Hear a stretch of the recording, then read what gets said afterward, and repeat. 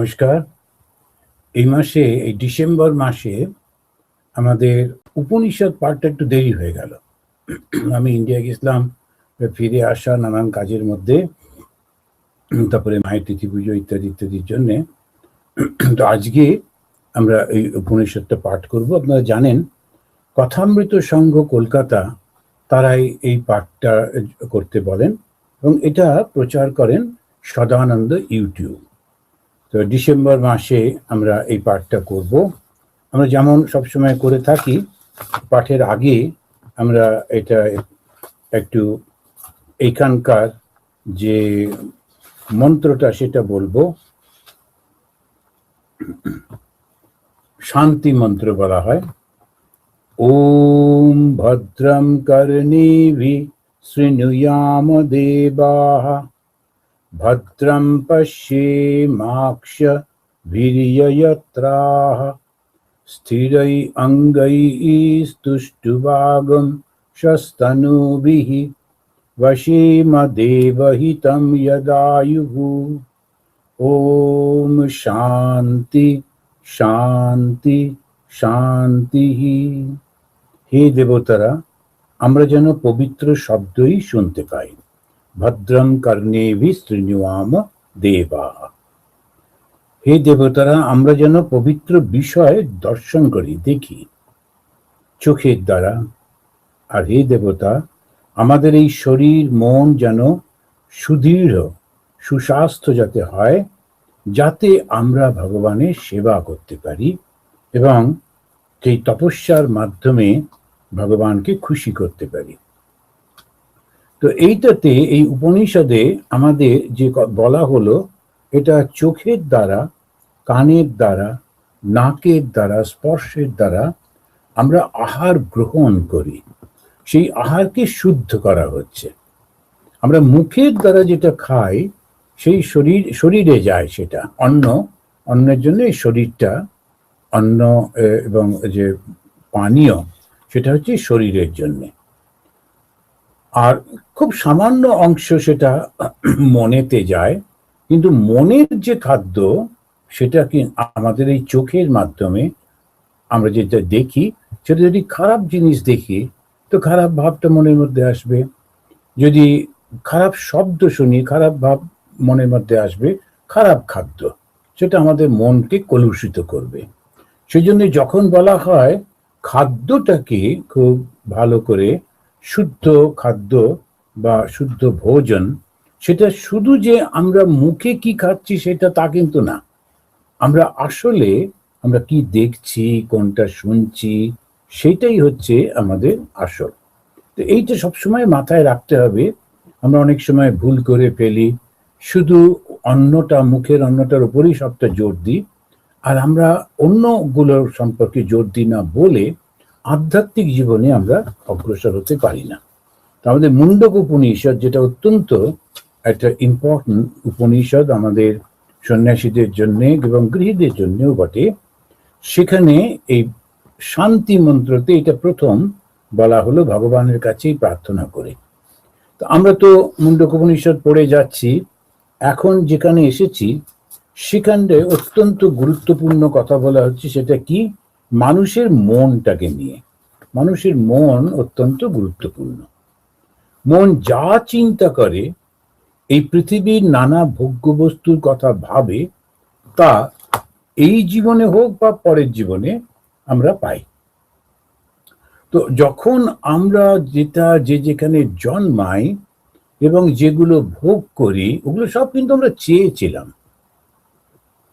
রবীন্দ্রনাথের একটা কথা আছে না, যাহা চাই তাহা ভুল করে চাই, যাহা পাই তাহা চাই না। আসলে আমরা তো দূর থেকে মনে করি করে, আহা ওটা যদি পেতাম ভালো হতো, এটা যদি হতো ওরকম বলে আমরা সব চাই। আর ফলটা কি হয়, ওটা আমাদের মনের গভীরে চলে যায়, সেগুলোই রেকর্ড হচ্ছে, একদম স্টোর হয়ে যাচ্ছে। যখন মৃত্যু হয়, মন সেই চিন্তাগুলো নিয়ে বাইরে যায় এবং তারপরে সে আবার যখন জন্মায়, তখন তার মনের মধ্যে ওই শক্তিগুলোই বেশি থাকে, ইচ্ছাগুলো বেশি থাকে। ওই ইচ্ছা তখন তাকে এমন একটা জায়গায় নিয়ে জন্ম দেয়, সেই শরীর ধারণ করে যাতে ওর ইচ্ছাগুলো পূরণ হতে পারে। এটা খুব ভয়ঙ্কর, খুবই ভয়ঙ্কর। তাই খুব করে প্রার্থনা করতে হয়, ঠাকুর আমার মনের চিন্তাগুলোকে শুদ্ধ করে দিও।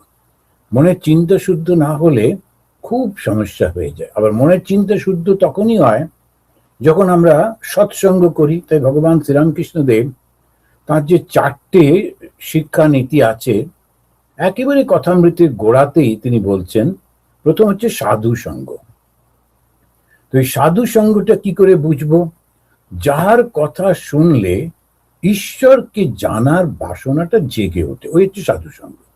সৎসঙ্গ কি করে বুঝবো? যার কথা শুনে আমি আমার ভগবানকে, ঈশ্বরকে জানবার বাসনাটা জাগবে, ভালো লাগবে, তো সেটা হচ্ছে সাধু সঙ্গ। এবারে এই সাধু সঙ্গটা করবার পর আমরা কোথায় যাব? উনি বললেন নির্জন বাস। আপনারা বেশিরভাগই জানেন নির্জন বাস কেন। ওই যে কথাটা শুনেছি, এবারে ওটার উপরে বিচার করতে হবে। তো আমি যেটা শুনলাম সেটা কি আমি আমার এই জীবনেতে অভ্যাস করতে পারবো?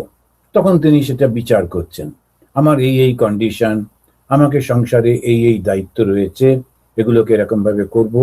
তো এই প্ল্যানিংটা করে নিচ্ছে আমার পক্ষে কিভাবে এটাকে করা যেতে পারে। তো যেহেতু এটা মানসিক একটা ব্যাপার, সংসারে আমরা যেটাই যা করি না কেন তাতে কোনো অসুবিধে হয় না, করা সম্ভব। ভগবান শ্রীকৃষ্ণ অর্জুনকে বলছেন, মাম অনুস্মর যুদ্ধচা, আমাকে স্মরণ করে তুমি যুদ্ধ করো। যুদ্ধ এমন একটা ভয়ঙ্কর কর্ম, সেটা যখন ভগবানকে চিন্তা করতে করতে, স্মরণ করতে করতে করতে পারা যায়, তার বাকি কাজ তো কিছুই না। সংসারে কি আর এমন, আমরা তো সমস্তগুলোই করতে পারি। ঠাকুর ভগবান শ্রীরামকৃষ্ণদেব খুব সুন্দর উদাহরণ দিচ্ছেন, বলছেন যখন দাঁতের যন্ত্রণা হয় তখন সেই দাঁতের ব্যথাটা নিয়ে আমি লোকের সঙ্গে কথা বলছি, এটা করছি, ওটা, আর যন্ত্রণাটা টুকটুক টুকটুক করে সেটা হয়েই চলেছে। দাঁতের যন্ত্রণা না হোক এটাই প্রার্থনা, কিন্তু যাদের হয় তারা এই উদাহরণটা খুব বুঝতে পারেন। কেন কি, ওই দাঁতের যন্ত্রণা হচ্ছে, তার মধ্যে সমস্ত কাজই তো করছি। ওইটাই হচ্ছে আমাদের কনস্ট্যান্ট মনটাকে ঈশ্বরে রাখতে হবে, বাকি সব কাজ করতে হবে, পসিবল। তো সেটা কি করে সম্ভব? ওই সাধু বলে দিয়েছেন যে ঈশ্বরকে যদি ধরে থাকো বাকি সব ঠিক হয়ে যাবে। সাধুটিকে ভগবান শ্রীরামকৃষ্ণ স্বয়ং। তো তিনি যখন বলছেন ঈশ্বর আছেন, আমি দেখি আর না দেখি, আমার বাবা আমার ঠাকুর দাদা যদি নাও দেখে থাকে, কিচ্ছু এসে যায় না। ভগবান শ্রীরামকৃষ্ণ যখন বলেছেন অবশ্যই এটি সত্য, সুতরাং আমি এটা মানব, এটা আমি ধরে নিলাম।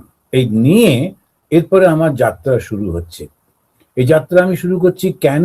কেননা আমি এই জগতের কোনো জিনিসটাকেই ঠিক পাচ্ছি না, যেটাই পাচ্ছি সেটাই হাতছাড়া হয়ে যাচ্ছে, কিছুতেই আমি দুঃখের বাইরে যেতে পারছি না। এই সামান্য একটা বাসনা পূর্ণ হলো, একটু সুখ, একটু আনন্দ হতে না হতে আর একটা সমস্যা এসে দাঁড়াচ্ছে। তো সেই কারণেতে আমি চিরন্তন সুখ আনন্দ কোথায় পাবো? তখন এই সাধু বললেন, নিজেকে জানো, আত্মানাম বিদ্ধি।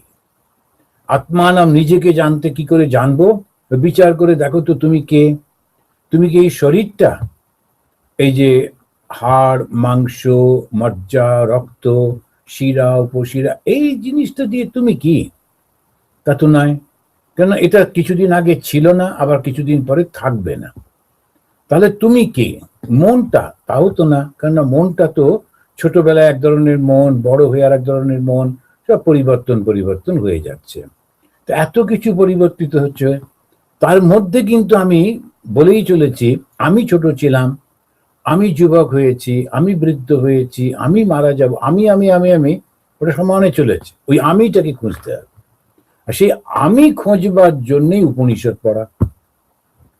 উপনিষদ যেটা শেখায় ওই শুধু ওইটুকুই, শুধু নিজেকে জানতে হবে। তো নিজেকে জানতে আমি কি করে নিজেকে জানবো?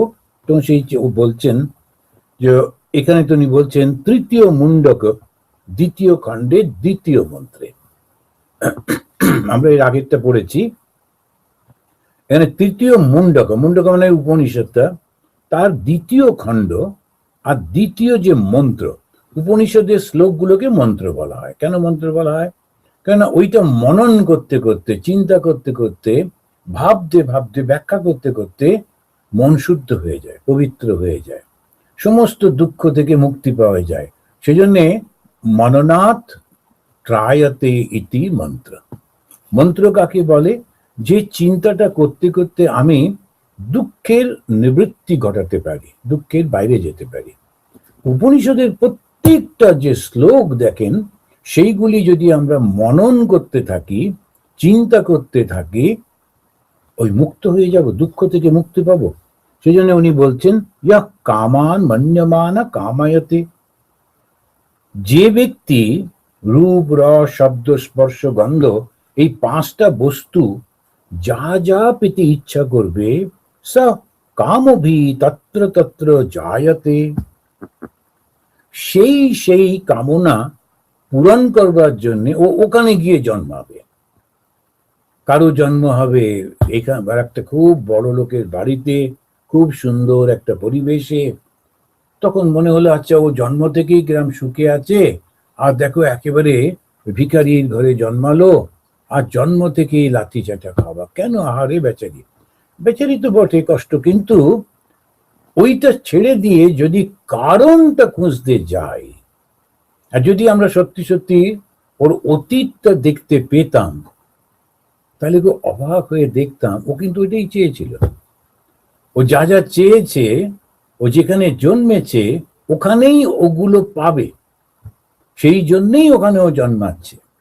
কেউ কেউ সোশিওলজিক্যাল দৃষ্টি থেকে, ইকোনমিক্যাল দৃষ্টি থেকে বলবে না না শ্রেণী বিভাগ হচ্ছে ইত্যাদি, কিন্তু আধ্যাত্মিক জগতে যদি আমরা দেখি, একটা কজ আর এফেক্ট আছে। তো কারণ না থাকলে এফেক্টটা হবে কেন? দুটো হাতে আমি এরকম করলাম তবে তো একটা শব্দ হলো, দুটো হাতেই তখন তো তালিটা বাজে, তখন তো শব্দটা হয়। সুতরাং একটা যখনই একটা জন্ম ঘটছে, তার মানে কিন্তু আমি ওই যা চেয়েছিলাম, এইটা থেকে আমরা কিছুতেই বেরোতে পারবো না। যদি বিশ্বাস করতে ইচ্ছা করে না, মানতে ইচ্ছা করে না, হয়তো ওর উপরে অনেক আর্গুমেন্ট হবে, কিন্তু উপনিষদ হচ্ছে, ওরা হচ্ছে সিদ্ধান্ত বাক্য বলে। যেহেতু ঋষি ওইটা পরিপূর্ণভাবে অনুভব করেছেন, তাই উনি একটা সিদ্ধান্ত বাক্য বলছেন। সিদ্ধান্তটা কি? ইয়া কামান মন্যমান কামায়তে। যে কামনা, বাসনাগুলো, কামায়তে, তুমি চেয়েছিলে, কি কি বাসনা হতে পারে? রূপ, রস, শব্দ, স্পর্শ আর গন্ধ, এই তো পাঁচটা। এই পাঁচটার মধ্যে তুমি একটা, দুটো, তিনটে বা পাঁচটাই চেয়েছো। কিভাবে ভোগ করবে সেইগুলো সব তোমার মধ্যে তীব্রভাবে ছিল। যেমন ঠাকুর শ্রীরামকৃষ্ণদেব, উনি তো সত্যদ্রষ্টা, দেখতে পেতেন। তো তিনি, মথুর বাবু ওনাকে মাঝে মাঝেই বলতেন, ঠাকুর আমার মৃত্যুর পর আমি যেন বড় রাজা হতে পারি। কেন না, মথুর বাবুর জমিদার ছিলেন বটে, নিজের জমিদারি তো নয়, শ্বশুর বাড়ির জমিদারি, ফলে একটু একটু দুঃখ তো পুরুষ মানুষের হতেই পারে। ওনার মানে আমি বড় একটা রাজা হব। আবার স্ত্রী, মথুরবাবুর স্ত্রী, তিনি বলতেন যে ঠাকুর আমার মৃত্যুর পর আমি মা দুর্গার সেবা করতে চাই, মা দুর্গাকে ভালোবাসি। এবার দুজনের মৃত্যুর পর ঠাকুর বলছেন, আমি দেখতে পাচ্ছি মথুর একটি বড় রাজা হয়ে জন্মেছে, আর খুব আনন্দ করছে, আর আমি ওর স্ত্রীকে দেখতে পাচ্ছি মা দুর্গাকে হাওয়া করছে। ইয়ম ইয়ম কামান মন্যমান কামায়তে, সেটাই সে পাবে। স কামভি তত্র তত্র জায়তে, সেই ব্যক্তি সেই কামনা পূরণ করতে ওইখানেই জন্মগ্রহণ করবে, ওইভাবে জন্মগ্রহণ করবে। আর যারা পর্যাপ্ত কামস্য কৃতাত্মনাতু, পর্যাপ্ত কামস্য, যাদের কামনা পরিপূর্ণ হয়ে গেছে, তাদের কি হয়? কৃতাত্মনাতু। এখন সাধু হয়েছে, কিন্তু বক্তৃতা করবার জন্য প্রবল বাসনা, বিভিন্ন জনকে লিখছে আমাকে তোমরা ডাকো, আমি একটু যাব, বক্তৃতা করব, তারপরে সেই বক্তৃতা রেকর্ড, তারপরে সেইটা আবার অন্যদের কাছে পাঠিয়ে তোমরা দেখো দেখি বক্তৃতা কেমন। কি উৎপাত! কারণ ওর ভক্তি সাধু হয়েছে, সংসারটা ত্যাগ করেছে, কিন্তু বাসনা রয়েছে। এমনিতে একেবারে সেই গ্রোস যে বাসনাগুলো সেটা চলে গেছে, কিন্তু এই তো নাম যশের বাসনা রয়েছে। তো লোক ঈশনা, পুত্র ঈশনা, বিত্ত ঈশনা, এই তো তিনটে এসনা। এসনা মানে হচ্ছে বাসনা। আর হিন্দুদের সবকিছু খুব ছোট্ট ছোট্ট, বেশি অনেক বড় নাম দেয় না। তিনটেই বাসনা। কি কি বাসনা? একটা হচ্ছে লোক ঈশনা, লোক আমাকে ডাকবে, ভালোবাসবে, খুব নাম যশ হবে, এই একটা। পুত্র ঈশনা, সংসার করব অমুক তমুক। আর বিত্ত ঈশনা, সংসার করতে গেলে তো টাকা পয়সা চাই। যে সংসারের যে কামনাটা আর টাকা পয়সা যেটা, ওটা অনেক সময় সাধুদের থাকে না। কিন্তু সবাই প্রায় যে ফাঁদে পড়ে যায় সেটা হচ্ছে লোক ঈশনাটা, ভীষণ সমস্যা হয়ে যায়।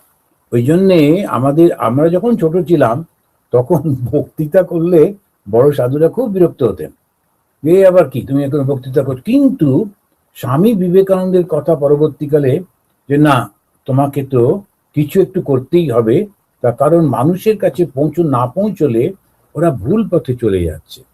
তখন ধীরে ধীরে ধীরে ধীরে রামকৃষ্ণ মিশন তার সাধুদেরকে বললেন যে পড়াশুনো করো, নিজে তৈরি হও, এবং সেবার মতো করে মানুষের কাছে গিয়ে বলো। আমি বলছি আমারটা শোনো, খবরদার বলতে নেই, কখনো বলতে নেই। যারা বলেন খুব ভুল করে ফেলে, তখন আবার ওই বন্ধনে পড়ে যাবে। কি বলতে হবে? আমরা ঠাকুরের কথা বলতে এসছি, কিংবা স্বামীজি, মা, বা উপনিষদ, গীতা, ভাগবত, ওগুলো তো লেখাই রয়েছে। শুধু পড়ে পড়ে আপনাদের শোনাচ্ছি কেন, কি আপনাদের সময় নেই বলে। আপনারা নিজেরাই পড়ে নিতে পারেন, বহু লোক পড়ে এবং খুব ভালো জানে। কিন্তু আমরা সেইগুলোকে একটু আপনাদের কাছে পৌঁছে দিতে চাই। আপনারা কাজ করতে করতে, গাড়ি চালাতে চালাতে, বা কখনো রিল্যাক্স মুডে একটু শুনছেন, কি হবে? সেই সত্যটা মনের মধ্যে আসবে। কি সত্য? যে স্বামী বিবেকানন্দ বলছেন, প্রত্যেকের মধ্যে যে দৈব ভাবটা রয়েছে সেইটা সম্পর্কে তাকে সচেতন করা, to make people aware about their divine nature and to help them to manifest it. এই যে বক্তৃতা, এই যে ক্লাস নেওয়া, এই যে কাছে যাওয়া, এই যে সব কথাবার্তা, তাতে সাধু কি করবে? রামকৃষ্ণ মিশনের সাধু সম্পর্কে বলছি, স্বামীজি বলেছেন বলে, স্বামী বিবেকানন্দ। তো তিনি বলছেন যে মানুষকে একটু সচেতন করে দাও। তুমি তো সচেতন হয়েছো, তুমি গিয়ে একটা গুহায় ঢুকে পড়লে, কিন্তু তুমি যে বড় হয়েছো, তোমার কাপড় জামা, তোমার খাওয়া দাওয়া, মৃত্যু পর্যন্ত তুমি যে সমাজ থেকে নিচ্ছ, তারপরে তুমি কিছু দেবে না তার বদলে? তুমি নিজে, স্বামী বিবেকানন্দ যখন অল্প বয়স, তখন ওইটাই ওনার ইচ্ছে ছিল, মাঝে মাঝে আমি মেডিটেশন থেকে উঠবো, একটু খাবো দাবো আবার। ওনার গুরু ভগবান শ্রীরামকৃষ্ণ খুব বকাবকি করলেন, আর সেইটাই তখন হলো প্র্যাকটিক্যাল বেদান্ত। উপনিষদ কি শেখায়? বেদান্ত, বেদ অন্তর, শেষ জ্ঞান। শেষ জ্ঞানটা কি? একের জ্ঞান। একই আত্মা রয়েছে সর্বব্যাপী সবার মধ্যে। আমার মধ্যে যেমন, দুলে বাগদির মধ্যেও তেমনি। মা শারদামণি দেবী বলছেন, আমার মধ্যে যেমন, দুলে বাগদির মধ্যেও তাই। এই হচ্ছে ঠিক ঠিক বেদান্ত। শুধু থিওরি বললে তো হবে না। শ্রীরামকৃষ্ণ, মা শারদা হচ্ছেন বেদান্তের মূর্তি। ওরা বেদান্তটাকেই নিজের জীবনে অনুভব করে সেইটা এরকম হয়ে গিয়েছেন। ওখানে তো উপনিষদে বলল যে সবাই সে একই, কিন্তু দেখছি কোথায়? এই যে ব্রাহ্মণ উপনিষদ পাঠ করে তারপরে সে এই সরে যা বলে গঙ্গা জল ছেটাতে ছেটাতে যাচ্ছেন, যাতে তার গায়ে অন্যদের ছায়া পর্যন্ত না পড়ে। আমি হচ্ছি পবিত্র। এতক্ষণ যেটা পড়লে আর যেটা তুমি করছো সম্পূর্ণ তো উল্টো হয়ে যাচ্ছে, কিন্তু সেটাও বুঝতে পারে না। সেই জন্যে একটা হচ্ছে থিওরি, সেই থিওরিটা লোকে ওই পড়ে, কিন্তু নিজে গ্রহণ করতে পারে না। কেননা ওই অভ্যেস করতে গেলে একটা জিনিস ত্যাগ করতে হয়, সেটা হচ্ছে অহংকার। ওই অহংকারটা ত্যাগ না হলে কিছুতেই এটি বুঝতে পারা যায় না। তাই উনি বলছেন যে যার সমস্ত কামনা পূরণ হয়ে গিয়েছে, যে সর্বে কামা ইহ এব প্রলীয়ন্তে, বি প্রবিলিয়ন্তে, বিলিয়ন্ত বিলীন হয়ে গেছে, প্রকৃষ্ট রূপে, প্রকৃষ্ট রূপে না বিলিয়ন্তে। আমরা বলি বিলীন হয়ে গেছে, বিলীন হয়ে গেছে মানে মিশে গেছে, চলে গেছে, আর নেই। কিন্তু একটু ছায়া থাকে, কিংবা একটু গন্ধ থাকে, কিংবা একটা কোনো ছবি থাকে, চিহ্ন থাকে না। প্রবিলিয়ন্তে, যখন বলা হলো, মানে প্রকৃষ্ট রূপে না, একেবারে থাকবে না, বাসনার লেশ থাকবে না। আবার ভগবান শ্রীরামকৃষ্ণ তিনি বলছেন, যদি সুতোর একটুখানি ফ্যাকড়া থাকে, একটু বেরিয়ে থাকে, ওই চুঁচের মধ্যে দিয়ে যাবে না। The I of the needle যেটাকে বলে, তার মধ্যে দিয়ে যদি একটু ফ্যাকড়া বেরিয়ে থাকে, ঢুকবে না। শ্রীরামকৃষ্ণের উদাহরণগুলো যারা একটু প্র্যাকটিক্যাল লোক, তাদের কাছে এত সোজা হয়ে যায়। বা একটু বাসনা আছে, কি না, একজন লোক খুব চালাক, সে ভগবানকে বলছে, ভগবান আমার বেশি বাসনা নেই, ছোট্ট বাসনা, একটু পূরণ করে দাও। কি তোমার বাসনা? ভগবান জিজ্ঞেস করলেন, তখন বলছে, নাতির সঙ্গে সোনার থালায় একসঙ্গে বসে খাবো, এইটুকু শুধু বাসনা। চালাক দেখো, সোনার থালা মানে পয়সা করি হবে, নইলে সোনার থালা পাবে কোথায়? আবার নাতির সঙ্গে মানে অনেকদিন বাঁচবে। তো এই যে চালাকিটা করছে ভগবানের সঙ্গে, এইরকম চালাকি করে ভগবানকে পাওয়া যায় না। কোন রকম বাসনা থাকবে না। কেন থাকবে না?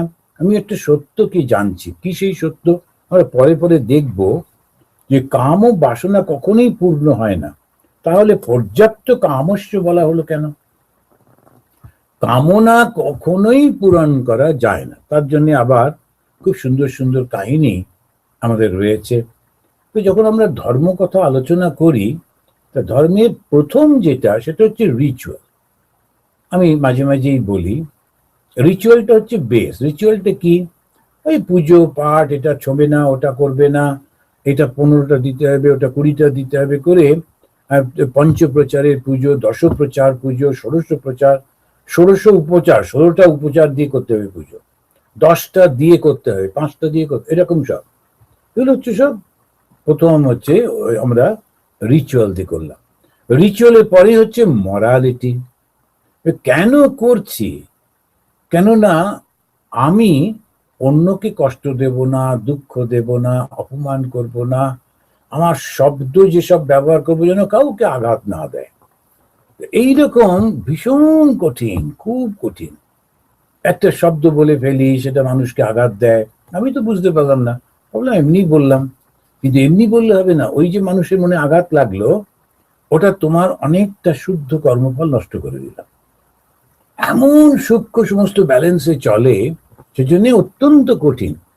যে ধর্মের পথ থেকে বলা হচ্ছে সুরস্য ধারা নিশিতা দূরত্বয়া। খুর যেটা দিয়ে দাড়ি কামায়, সেইগুলো যেমন সূক্ষ্ম হয়, ওই রকম রাস্তা একটু এদিক ওদিক হয়েছে তো পা কেটে যাবে, আর সেটা কত দূর গেছে তার ঠিক নেই। নিশিতা দূরত্বয়া। তো এই ধর্মের পথে আমরা যাচ্ছি কেন? চিরন্তন আনন্দের দেশে যাব বলে। চিরন্তন আনন্দটাই হচ্ছে আমার উৎস। আর এই আনন্দ আমরা উপনিষদের মধ্যে দিয়ে যাচ্ছি যখন, সেটা জ্ঞানের পথে যাচ্ছি। এই জ্ঞানের পথে ওরা বলতে গিয়ে বলছেন যে দেখো, বাসনা খুব সাবধানে। এই বাসনাটা যদি একটু ভুল হয়ে গেল, সেই জন্যই বলা হচ্ছে একদম ভদ্রম কর্ণেবি শৃণুয়াম দেবা, একেবারে শুরুতে, হে ঈশ্বর, আমি যেন সারা জীবন ভালো ভালো জিনিস দেখি। কারণ খারাপ জিনিস দেখলে ওই খারাপটা অন্যের মনের মধ্যে এসে যায়।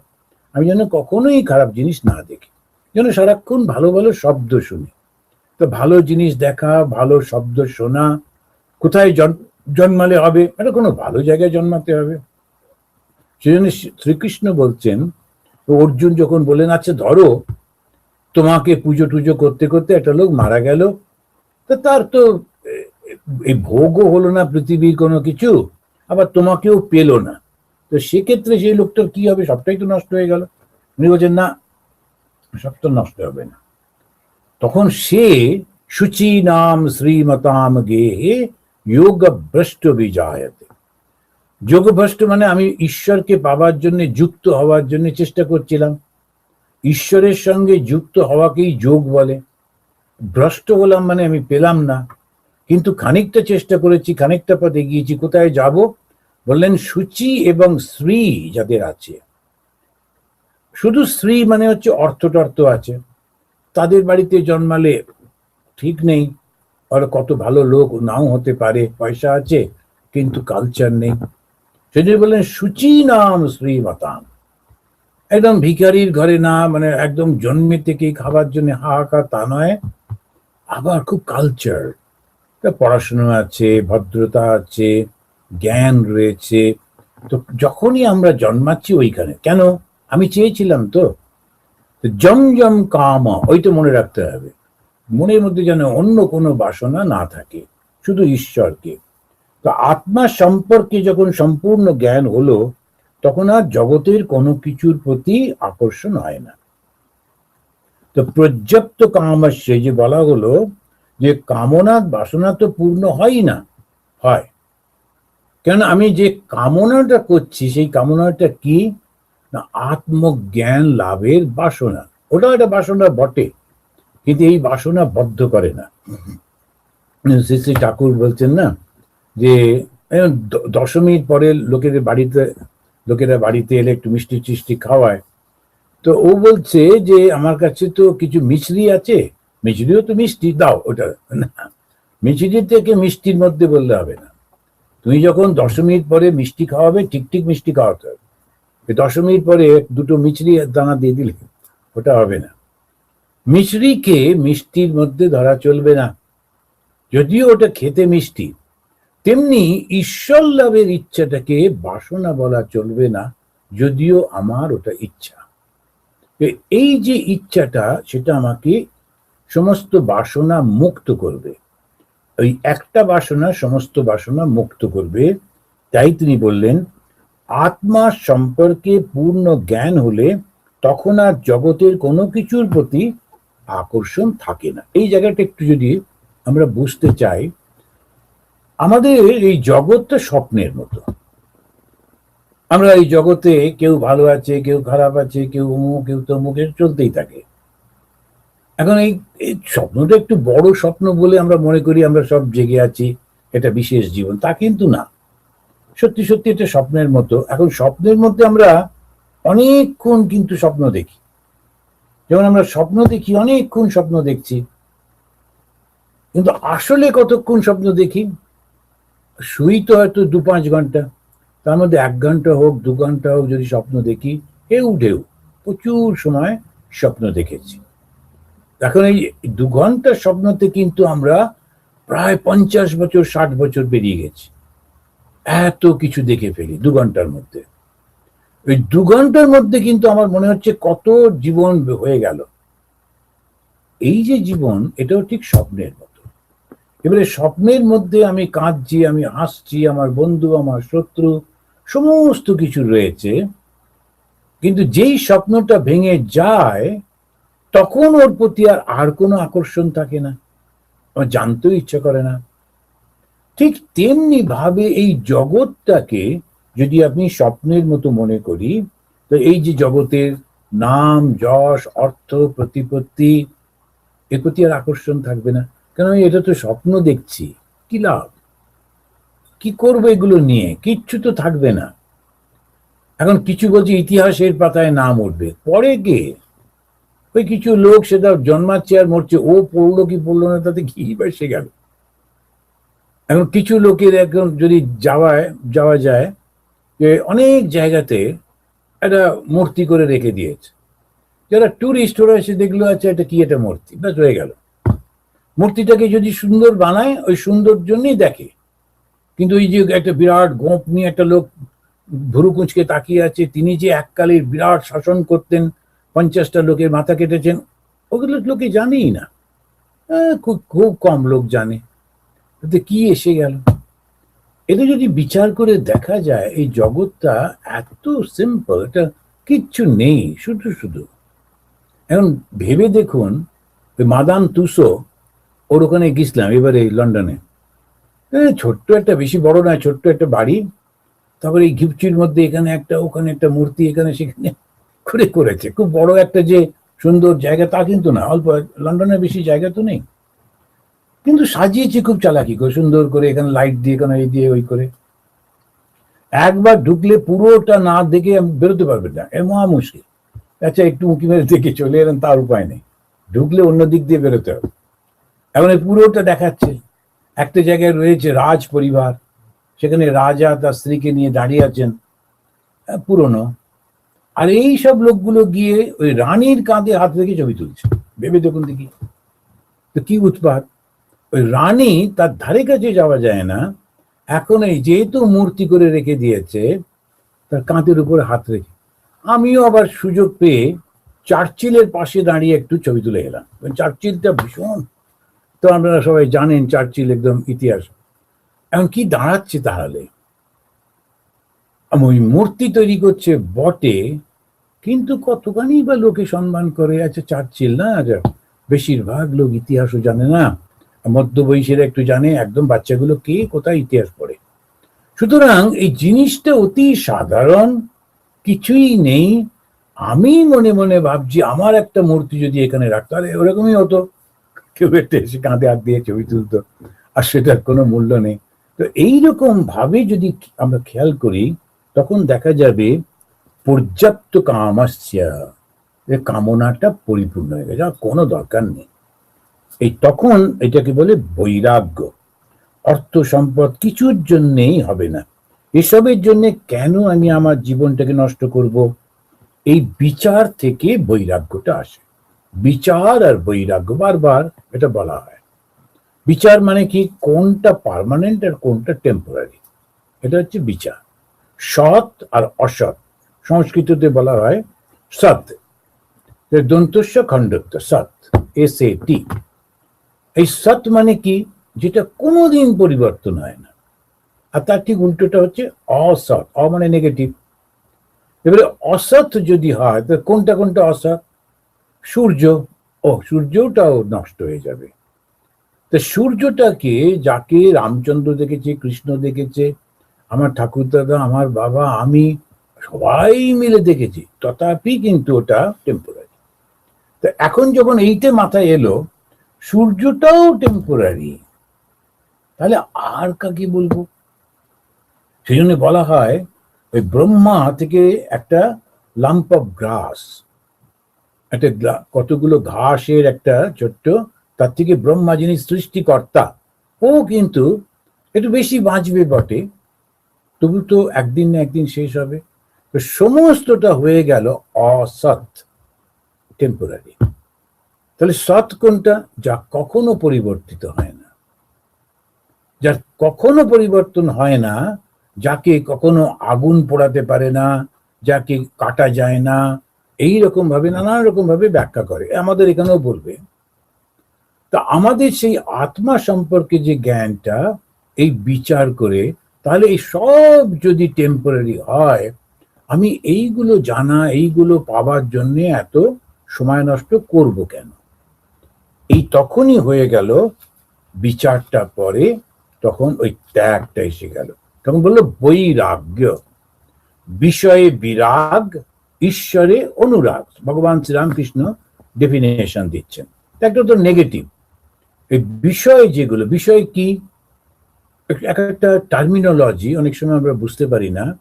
বিষয় মানে হচ্ছে যা কিছু এই পাঁচটা ইন্দ্রিয় দিয়ে আমরা অনুভব করি, চোখ দিয়ে যেটা দেখি, গন্ধ দিয়ে যেটা বুঝি, স্পর্শ দিয়ে যেটা বুঝি, টেস্ট দিয়ে যেটা বুঝি, জিহ্বা, তো এরকম কান দিয়ে বুঝি।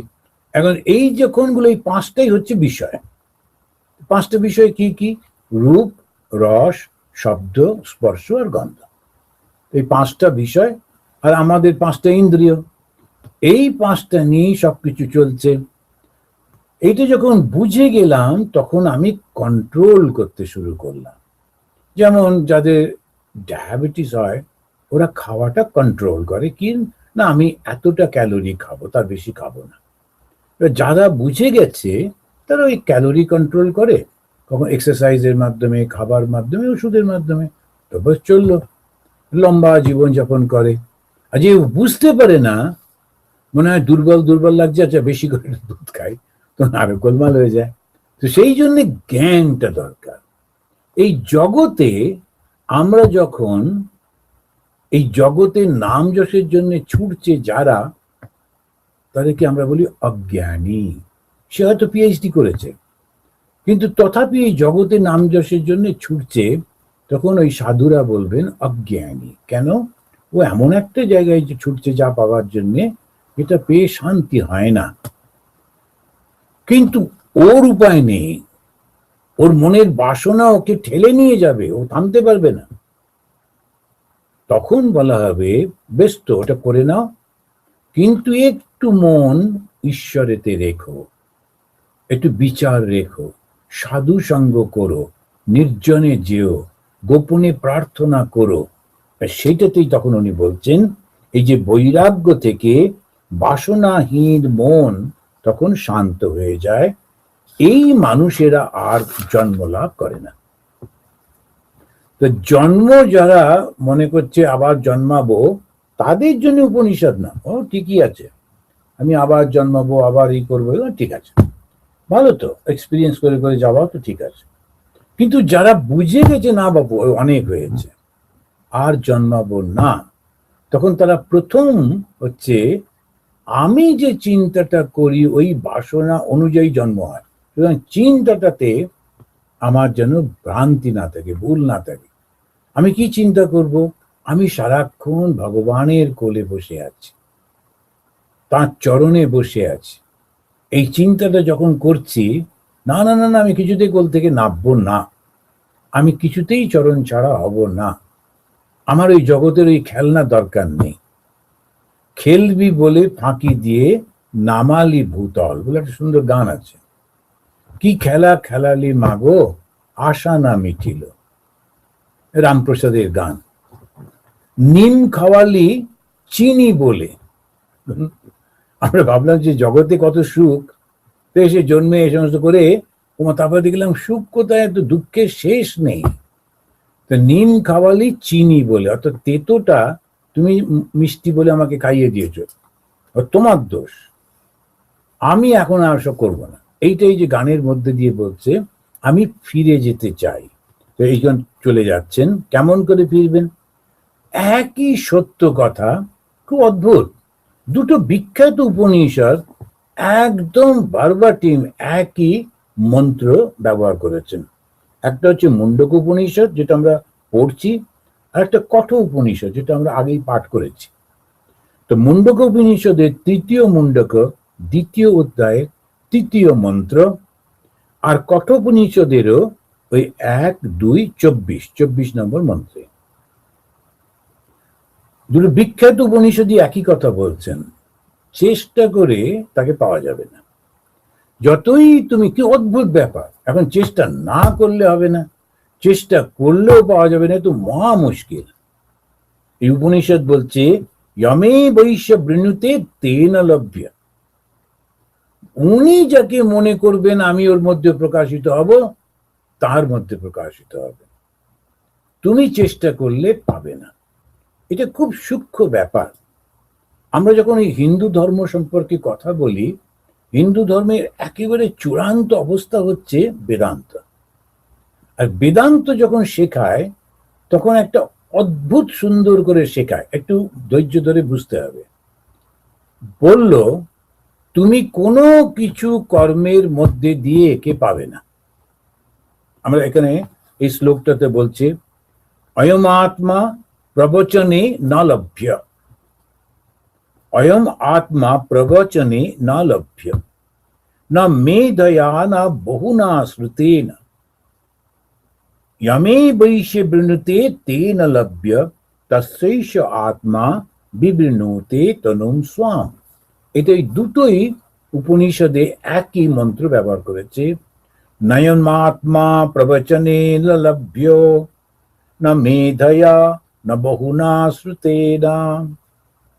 এই আত্মা, না অয়ম আত্মা, অয়ম হচ্ছে এই, মানে যেটা সম্পর্কে আমরা আলোচনা করছি, অয়ম আত্মা, আত্মা আমাদের ভেতরে যে চৈতন্য, প্রবচনে না লভ্য, প্রবচন মানে কি? আলোচনা, খুব বিশেষভাবে আলোচনা কোনো একটা বিষয়ে, তাকে বলে প্রবচন। ধরো আমরা যে বক্তৃতা বলি, সেই বক্তৃতা খুব বিশেষ করে বলে না, নানান রকম ভাবে বলে।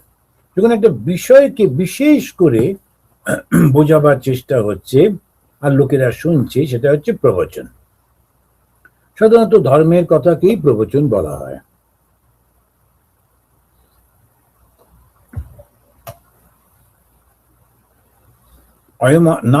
আত্মা প্রবচনেন লভ্য ন মেধয়া তীক্ষ্ণ বুদ্ধি না মেধয়া। আমি দেখছিলাম এই সব টিভিতে যে আসে, আরে ছোট্ট মেয়ে কেজি ক্লাসের, তাকে একটা বিশাল 17টা না নয় কত, একদম বলে যাচ্ছি এত প্লাস এত, এত প্লাস এত, এত প্লাস এত, করে করে করে করে বিরাট একটা অঙ্ক, এত মাইনাস এত প্লাস, এত মাইনাস এত প্লাস করে করে করে। আর ও লিখছে না, ও শুধু শুনছে, চোখটা পিটপিট করছে, হাত তেমন করছে। ছোট্ট মেয়ে। যে মুহূর্তে টিচার থামলো, বললো 4, ও যে বলে যাচ্ছে ও ক্যালকুলেট করে যাচ্ছে। কি প্রচন্ড বুদ্ধি ভেবে দেখুন তো। টিচার বলছে, আমি তো একটা মনে রাখতে পারছি না, ভাবছি যে এত তাড়াতাড়ি বলছে কি করতে, আস্তে আস্তে বলুক, একটু ক্যালকুলেশন করতে হবে তো। 17 - 2, 17 - 2, 19 প্লাস এত, এগুলো 9, এরকম করে করে যাচ্ছে, করে করে করে করে লাস্টে এসে যখন ছাড়লো, মেয়েটা টক করে বললো 4। আর একটাও বাচ্চা বললো ওই 4। তো এই মেয়েটা আগে বলেছে বলে প্রথম হলো, ও সেকেন্ড হলো। আপনি ভেবে দেখুন কি বুদ্ধি, মানে অদ্ভুত ধরনের সমস্ত বুদ্ধি রয়েছে। কিন্তু ওই বুদ্ধি দিয়ে আত্মজ্ঞান হবে না। তীক্ষ্ণ বুদ্ধি হতে পারে, কিন্তু আত্মজ্ঞান হবে না। তাই বলল যে নয়ম আত্মা প্রবচনে না লভ্য না মেধয়া না বহু না শ্রুতে না। সর্বত্র গিয়ে গিয়ে শুনছি, আর গিয়ে সমস্ত বক্তৃতা শোনার জন্য কোথায় কোথায় যায়, তারপরে খালি অ্যাটেন্ড করছি, কোথায় এই দেশেও আর ও দেশেও সবাই প্রায় যায়, বিভিন্ন জায়গায় যায়। ভালো, নইলে সাধুরা কার কাছে বক্তৃতা করবে, দল বেঁধে যাচ্ছে, ভালোই তো। কিন্তু ওই যে সব জায়গায় ঘুরে ঘুরে ঘুরে ঘুরে করে শুনে যাচ্ছি, বয়স হয়ে গেছে তবু থামতে পারছি না। কেননা ওই সময়টা কাটে, অত দূর যাওয়া, তারপরে একটা কোম্পানির মধ্যে থাকা, ওই একটু গিয়ে বললো শুনলো, কিন্তু আরো অন্য লোকেদের সঙ্গে গল্প গুজব করে চলে আসা, এটা ভালোই হলো।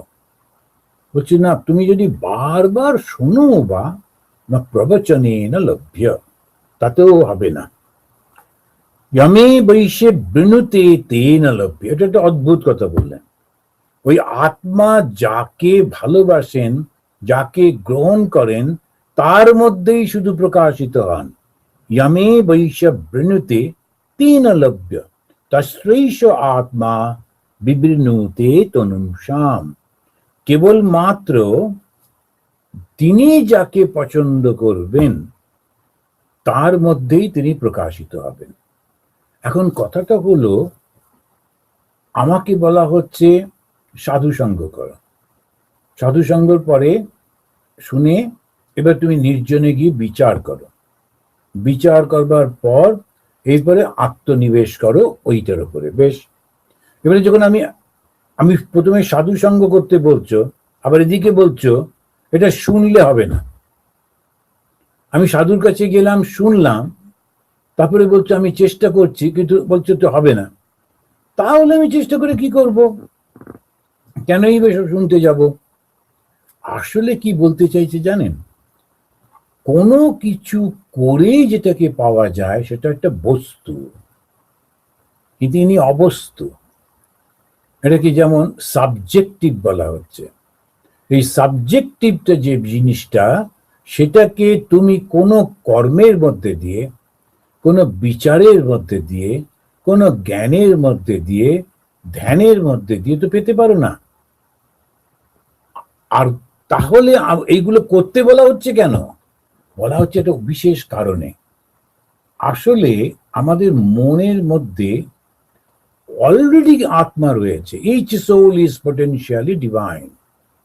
অলরেডি সেটা রয়েছে, আমাকে পেতে হবে না, বাইরে থেকে কারুর কাছ থেকে পাচ্ছি না। শুধু গোলমাল হয়ে গেছে, ওর উপরে আমি অনেকগুলো জিনিস চাপিয়ে রেখে দিয়েছি। কাম, ক্রোধ, লোভ, মোহ, মাৎসর্য, এই সবগুলোর উপরে চাপিয়েছি। ওই একটা একটা করে যখন সরাচ্ছি, ওই কর্মটা আমি করছি, সরানোর কর্মটা করছি। আমি যখন একজনের কাছে গেলাম, গিয়ে বললাম আমার কাছে যে হিরেটা ছিল ওরা না খুঁজে পাচ্ছি না। উনি তখন চোখ বুজে বলে, না না, ওই তো তোমার খাটের তলাতেই রয়েছে, যাও খাটের তলায় খুঁজে পাবে। এখন এসে দেখলাম ওই খাটটা আমি ব্যবহার করি না, যত বাড়ির জিনিসপত্র ওর উপরে চাপিয়েছি। এখন আমাকে ওই হিরেটা পেতে গেলে কি করতে হবে? কাম, ক্রোধ, লোভ, মোহ, মাৎসর্য, এই যে 5টা স্তরে আমি নানান রকমের জিনিস রেখেছি, বালিশ রেখেছি, তোষক রেখেছি, এই রেখেছি, সেই রেখেছি, ওগুলো আমি একটা একটা করে সরিয়ে দিচ্ছি। ওই সরানোর কর্মটা করছি। যেই মুহূর্তে আমি শেষ জিনিসটা সরিয়ে দিলাম, ওই হিরেটা যেমন ছিল তেমন ভাবে উদ্ভাসিত হলো। তাকেই বলা হচ্ছে ইয়ামে বৈশে বৃণতে তেন লভ্য। আর তোমার কাজটা কি? শুধু সরানো। এই সরানোটা কি? পরিষ্কার করা, মনটাকে শুদ্ধ করা। কিসের থেকে শুদ্ধ করছি? বাসনা থেকে শুদ্ধ করছি। বাসনা কিসের বাসনা? এই জগতের বাসনা। এই জগতে কি কি আছে? নাম, রূপ, এই দুটো নিয়েই জগৎ। কিন্তু 5টা বৈশিষ্ট্য, রূপ, রস, শব্দ, স্পর্শ আর গন্ধ। নাম আর ওই 5টাকে নিয়ে ওরা ছোট করে দিয়েছে, নাম আর রূপ। নাম না থাকলে তো বুঝতে পারি না, আর রূপ না থাকলেও ধারণা করতে পারি না। সুতরাং নাম আর রূপের জগৎ। আর তাহলে কি হলো? অস্তি ভাতি প্রিয়ম, আছে, প্রকাশিত হয়, ওটাই আনন্দের। এবারে কি হলো? যখন একজন আমাকে খুঁজে দিল যে তোমার ওই খাটের তলাতেই তোমার হিরেটা রয়েছে, উনি হলেন গুরু। তিনি বললেন each soul is potentially divine. প্রত্যেকের মধ্যে রয়েছে অয়ম আত্মা ব্রহ্ম, আমি সেই ব্রহ্ম, আমার মধ্যে সেটা রয়েছে। তত্ত্বমসি, তোমারও মধ্যে সেটা রয়েছে, যাও গিয়ে হিরেটা খুঁজে বার করো। এইবারে যে তপস্যাটা আমি করছি, সেটা কিন্তু এই যে এত শাস্ত্র পড়ছি, শাস্ত্র ব্যাখ্যা করছি, ধ্যান করছি, তারপর তীর্থযাত্রা করছি, তারপর দান করছি, নাম জপ করছি, ওই শুধু লোডগুলো সরানো, এই মনের উপর থেকে সমস্ত গুলো সরিয়ে দিচ্ছি। এই ক্রিয়া যেটা করছি সেটা কিন্তু ওটা পাওয়ার জন্য না, শুধু ওটাকে সরানোর জন্য। কিন্তু যেই কর্মটা হয়ে গেল, অর্থাৎ মনটা শুদ্ধ হলো, সঙ্গে সঙ্গে ওটা প্রকাশিত হলো। ভগবান শ্রীরামকৃষ্ণ, তার কাছে একজন গুরু এসেছেন, তিনি ওকে মন দীক্ষা দেবেন, দিয়ে ধ্যান শেখাচ্ছেন যে ব্রহ্মজ্ঞান লাভের জন্যে। ব্রহ্মজ্ঞান লাভের জন্য বসে ভগবানকে বলছেন তুমি ধ্যান করো যে তুমি নিরাকার, তুমি দেহ নাও, মন নাও, বুদ্ধি নাও, তুমি নিরাকার। কিন্তু এতদিনের ওনার মনের মধ্যে রয়েছে মা কালী। তো সারা যখনই চোখ বুঝছেন, চোখের সামনে মা কালী। উনি বলছেন না, মা কালী ছাড়া আমি আর কিছু দেখতে পাচ্ছি না। ওর গুরু তখন সিম্বলিক একটা কাঁচের টুকরো নিয়ে কপালে দুটো ভুরুর মাঝখানে বিধিয়ে দিয়ে বললেন, এখানে মনটাকে নিয়ে এসো, মাকে এই তরোয়াল দিয়ে কেটে দাও, আর তোমার আকারের দরকার নেই, নিরাকারে চলে যাও। মুহূর্তের মধ্যে তিনি সেই নিরাকারের মধ্যে মিলিয়ে গেলেন। আর যেটাকে বলা হয় নির্বিকল্প সমাধি। সবিকল্প, নির্বিকল্প। স মানে সঙ্গে, কল্প মানে কোনো একটা বিষয়, যেমন মা কালী একটা বিষয়, শিব একটা বিষয়, ওমকার একটা বিষয়। যখন ওটাও নেই, একেবারে ওই জ্যোতির মধ্যে, সেই আনন্দের মধ্যে মিলিয়ে যাচ্ছেন। যার হয় সেই শুধু বোঝে, একে মুখে বলা যায় না। এই হচ্ছে হিন্দুত্ব। সেই জন্য বললেন রিলিজিয়নটা কি? রিয়েলাইজেশন। স্বামী বিবেকানন্দ বলছেন রিলিজিয়ন ইজ রিয়েলাইজেশন। তার আগে যতগুলো আমরা করছি শুধু চেষ্টা মাত্র, ওটা রিলিজিয়ন না। তো তারপরে আর একটা করে বলছেন religion is a process that makes a brute unto man, man unto God. এবার ধীরে ধীরে সেই মানুষটা জগতের এইটা আমার চাই, ওইটা আমার চাই, এইটা এর সঙ্গে লড়াই করবো, ওর সঙ্গে ঝগড়া করবো করে যাচ্ছিল। সে এবারে উইথড্র করলো, না কোনো কিছু নেই, জগৎ তো কোনো কি থাকেও না কিছু, সুতরাং ওই 10,000 বছর 20,000 বছর কি এটা এমন কিছুই না, আমার ওটার প্রয়োজন নেই। সে যখন ওইটা থেকে মনটা সরিয়ে নিল, তখন তাকে নানান লোকে নানান প্রশংসা করতে লাগলো, তার কাছে এসে প্রণাম করতে লাগলো। তখন আবার একটা সমস্যা এলো, অহংকার। এই অহংকারটাও যখন সে ভেঙে দিতে পারলো, তখন যেটা থাকলো সেটা হচ্ছে ও নিজে। আর তখন সে আনন্দে বিভোর হয়ে যাচ্ছে। কেন? ওটা আনন্দেরই উৎস, আনন্দের উৎস বলে আনন্দে বিভোর হয়ে যাচ্ছে। ওটা কখনো দুঃখ নয়, কিন্তু ওটা আনন্দ। আর আমরা তো আনন্দ খুঁজছি। তাহলে আমরা এই যে শিক্ষাটা পেলাম, আত্মজ্ঞান মানে কি, অলরেডি এই জ্ঞানটা আমাদের মধ্যে রয়েছে, শুধু ওপর থেকে আমাদের কভার গুলো সরিয়ে দিতে হবে। কোনো ক্রিয়ার মাধ্যমে আত্মাকে জানা যায় না, শুধু ওই ক্রিয়াগুলোর মাধ্যমে আত্মার উপরে যে কভার গুলো রয়েছে সেইগুলো শুধু সরিয়ে দিতে হয়। এর ঠিক পরের মন্ত্রেই তিনি স্পষ্ট করে বলছেন, ন অয়ম আত্মা বলহীনের লভ্য। বলহীন, যদি বল বা শক্তি না থাকে সেই আত্মাকে পাবে না। কেননা আচ্ছা, আমি না থাকলে এই সংসারের কি হবে, আমাকে তো এটা করে দিতে হবে, আমাকে তো এটা করে দিতে হবে। তুমি যখন ছিলে না, এই সংসার কি ছিল? তুমি যখন থাকবে না, এই সংসার কি বন্ধ হয়ে যাবে? কিছু বন্ধ হবে না। আর শুধু শুধু নিজেকে এরকম অত ইম্পর্টেন্স দেবার কোনো দরকার নেই। এবার যখন আমি কোনো কিছু করতে যাচ্ছি, বাধা আসছে, যখনই ভালো কাজ করতে যাবেন, বা ওটা প্রকৃতি, প্রকৃতির ওটা হবেই। যখনই আমরা হাওয়াটাকে গরম করি, হাওয়াটা উপরে উঠে যায়, হালকা হয়ে যায়, উপরে উঠে যায়। কিন্তু যে জায়গাটা ফাঁকা হলো, ওই জায়গাটা ভরবার জন্যে চারপাশ থেকে ঠান্ডা হাওয়া ওখানে ছুটে আসে। ওই জন্য ঝড়গুলো হয়। যেই গরম হাওয়া উপরে উঠে যায়, চারপাশে ঠান্ডা হাওয়া ছুটে আসে ওটাকে ভর্তি করবার জন্য।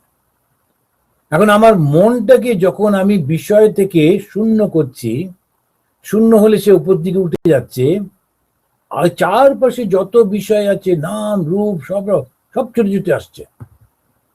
সেই জন্য একটু ধ্যান করেছে কি করেনি, একেবারে সবাই তার পায়ে এসে পড়লো, একেবারে খুব মানে কেমন করে আশীর্বাদ করুন, অমুক করুন, তমুক করুন। এবার ওই আর একটা বিপদ হলো, তখন সে নিজেকে মনে করতে লাগলো, তাই তো আমি পবিত্র, আমি ছুঁয়ে দিলে হবে, এই সব গোলমাল। আবার ওই চক্রটা চলতে। ওই জন্যে বলছে যে ভীষণ কঠিন, বলহীনে না লভ্য। মনটা অত্যন্ত কঠিন না থাকলে এই থেকে বেরোনো যায় না। না অয়ম আত্মা বলহীনে না লভ্য। শারীরিক শক্তি একটু প্রয়োজন, মানসিক শক্তি সব থেকে বেশি প্রয়োজন। তারপরে বলছেন নচ প্রমাদাত। আর যে সমস্ত লোকেদের মধ্যে সংসারী বাসনা রয়েছে, সংসারী বাসনা মানে কি, গ্র্যাবিং। সংসার মানেই হচ্ছে ধরে রাখা, ত্যাগ আর সংসার। সংসার মানে হচ্ছে ধরে রাখার ইচ্ছা, এটা আমার চাই, এটা আমার চাই, এটা আমার চাই। কিছু কিছু লোক আছেন সবসময় আমার চাই, আমার চাই। তার মধ্যে প্রচন্ড সংসারী বাসনা। গেরুয়া নিলেও কিন্তু এইসব থাকে, খুব সাবধান হতে হয়। নচ প্রমাদাত। প্রমাদ মানে হচ্ছে আমাদের এই জগতে বিষয় ভোগ করবার জন্য একটা উৎসাহ ভেতরে আসে, ওটা হচ্ছে প্রমাদ। সেই জন্য অপ্রমাদ, কোন রকম যেন ওই সংসারী মানসিকতা না থাকে। যেটা চাই আমি গ্র্যাব করবার চেষ্টা করছি, পাবার চেষ্টা করছি, সংসারী। নাম যশ পাওয়ার চেষ্টা করছি, এই একটু এই করছি, সেটার জন্য রেকগনিশন পাওয়ার চেষ্টা করছি, ওটা সংসারী বাসনা, সন্ন্যাসীর না। সন্ন্যাসীর কর্মটা করে। একটা অসাধারণ উদাহরণ হচ্ছে চৈতন্য মহাপ্রভু। তো চৈতন্য মহাপ্রভু একটা বিষয়ের উপরে তিনি ব্যাখ্যা লিখেছিলেন। ঠিক আছে, সুন্দর একটা বই তৈরি হয়েছে। তিনি তার বন্ধু রঘুনাথকে নিয়ে নৌকো করে নদিয়াতে তিনি বলছেন, রঘুনাথ আমি দেখো এইগুলো না লিখেছি, তোমাকে পড়ে শোনাই, তুমিও পণ্ডিত, বলো দেখি কোনো ভুল আছে কিনা। উনি পড়ে যাচ্ছেন, যখন শেষের দিকে দেখছেন রঘুনাথের চোখে জল। উনি বললেন যে কি হলো, তুমি কাঁদছো কেন, আমি কি কিছু খারাপ লিখেছি? বলে না না না, আমিও এই বইটার উপরেই একটা লিখেছি, কিন্তু এখন দেখছি তুমি যে লিখেছো, তুমি যে ব্যাখ্যা করেছো, ওটা এত ভালো হয়েছে, তোমারটা যখন পাবলিশ হবে, লোকের কাছে যাবে, আমার বই কেউ পড়বে না, আমার টিকা কেউ পড়বে না। সঙ্গে সঙ্গে ওই অত সুন্দর লেখা নিয়ে জলে ফেলে দিলেন, যে বলে না, তোমারটাই লোকে পড়বে, আমার দরকার নেই। এ হচ্ছে সন্ন্যাস। কোনো রকম বাসনা নেই। যখনই তোমার জন্য আমি সব ত্যাগ করতে পারি, আমার কিছু দরকার নেই তো এ লোকে প্রশংসা করলো কি নিন্দা করলো, কি এটা দিল কি এটা দিল না, আমার চিন্তাই নেই। ওই হচ্ছে সন্ন্যাস। সন্ন্যাসে সবসময় ওই ত্যাগের থাকে। চৈতন্য মহাপ্রভু ছিলেন একেবারে ত্যাগী শ্রেষ্ঠ। ওই জন্য এটি বলা হচ্ছে তপস্য বা অপি অলিঙ্গাত, বৈরাগ্যহীন তপস্যার দ্বারাও এই বিষয়ে পাওয়া যায় না। তপস্যা করছে, তপস্যা মানে কি, মনটাকে সংযত করা। তো ও বেচারি বিয়ে করেনি, আসে আশ্রমে রয়েছে, সকালে ঘুম থেকে উঠছে, কিন্তু তার কিছুতেই মন থেকে অন্য বাসনাগুলো যাচ্ছে না। তখন সেও কিন্তু ঈশ্বরকে লাভ করতে পারবে না। তাহলে কে পারবে? এ তো এই উপায় ওই ইয়স্তু বিদ্বান, যে বুদ্ধিমান যিনি, এইগুলো সব বুঝে নিয়ে তারপরে তিনি তপস্যা করবেন। এখন কথা নেই বার্তা নেই, একদম খালি পায়ে খালি গায়ে বরফের মধ্যে বসে থাকা।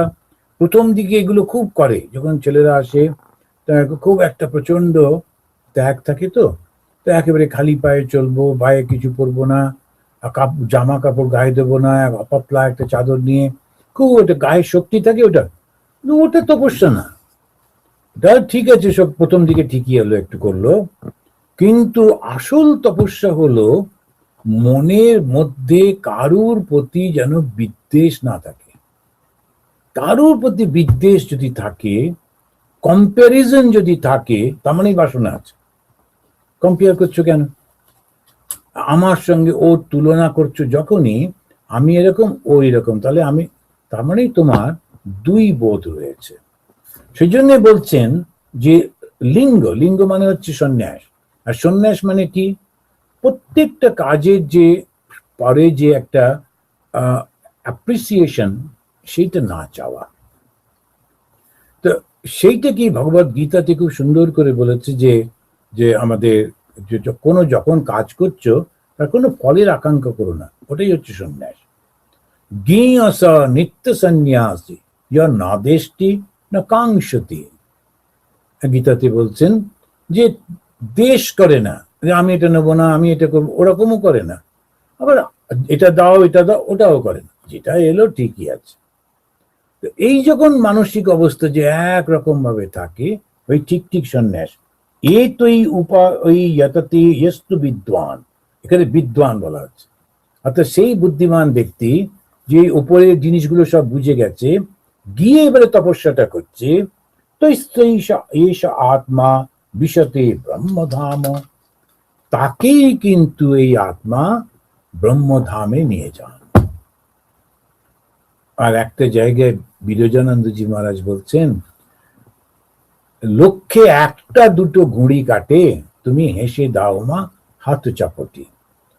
যারা, স্বামী বিবেকানন্দ বলছেন যে যারা ঈশ্বর লাভ করতে চায় তারা খুবই অল্প, মানে সহস্রানাম মানুষেষু, হাজার হাজার মানুষের মধ্যে কশ্চিৎ যততি সিদ্ধায়, কেউ কেউ ঈশ্বর লাভ করতে ইচ্ছা প্রকাশ করে, কোটি কোটি মানুষের মধ্যে।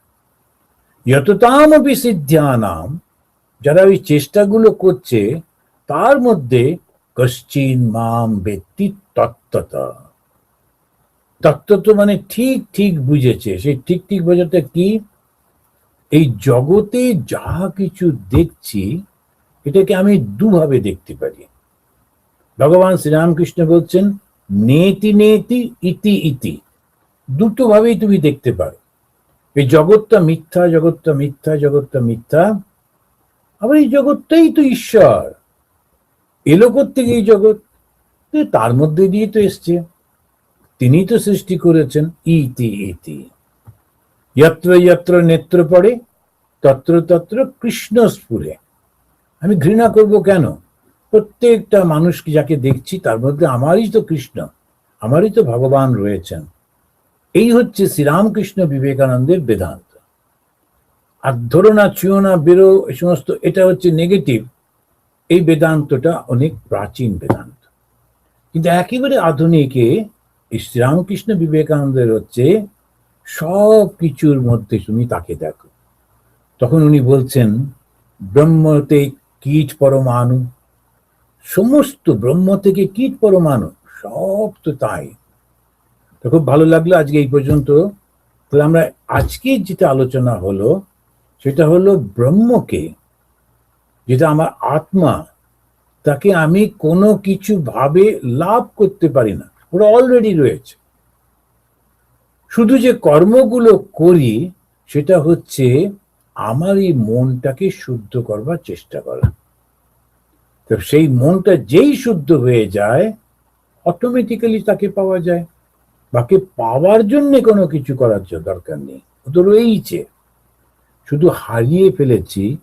তাই যার মধ্যে হারিয়ে গেছে সেইগুলোকে একটু সরিয়ে দিতে হয়, এইটুকুই। আর তখন কি হয়? আনন্দ আনন্দ আনন্দ। এর পরের মন্ত্রগুলোতে আমরা দেখব ঋষি বলছেন যে শুধু আনন্দের মধ্যেই সে যায়। আজকে আমরা এই পর্যন্ত শেষ করি। আর আগামী 2 মাসে আর কোনো পাঠ হবে না। আমি একটু কথা বলবো ওদের সঙ্গে, এই বইটা অন্তত আমরা শেষ করব বন্ডক, তারপরে যদি ওরা চান তখন অন্য উপনিষদ করা যাবে। তো আমরা 3 বার শান্তি বলে শেষ করি। ওম শান্তি শান্তি শান্তি। হরি ওম তৎসৎ।